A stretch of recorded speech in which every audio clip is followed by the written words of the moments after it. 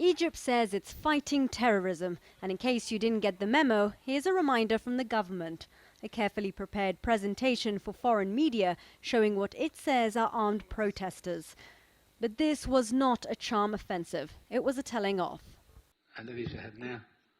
The international community did not condemn the criminal acts perpetrated, including setting fires to mosques, churches, museums, hospitals, public and private companies.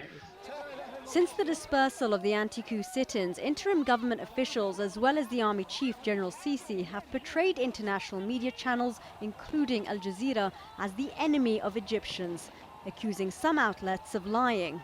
The suggestion that the killing of hundreds of protesters was an excessive use of police force sparked a wave of criticism by local media against the foreign press. The effect has created a hostile working environment where journalists have been harassed on the street and in some cases detained by authorities while trying to work.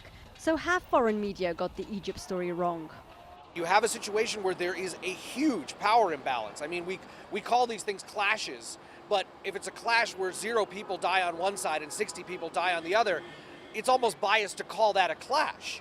So there's a natural power imbalance, and I do think the journalists, as humans, tend to side with the underdog in this situation. But beyond that, I do think they're covering things fairly down the middle.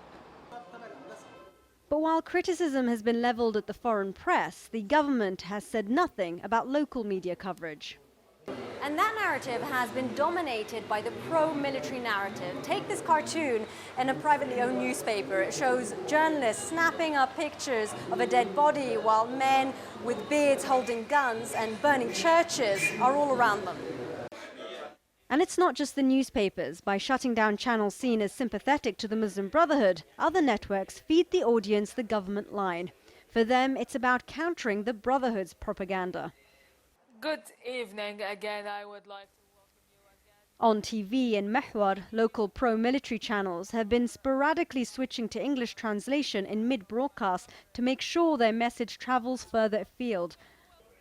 As the local media scene becomes dominated by one narrative while the others are attacked, there are similarities to the Mubarak era, when there was little freedom of a press. The military say they are leading the country in a march towards democracy, but it's increasingly starting to look like a giant step back. Sherine, Tadros, Al Jazeera, Cairo.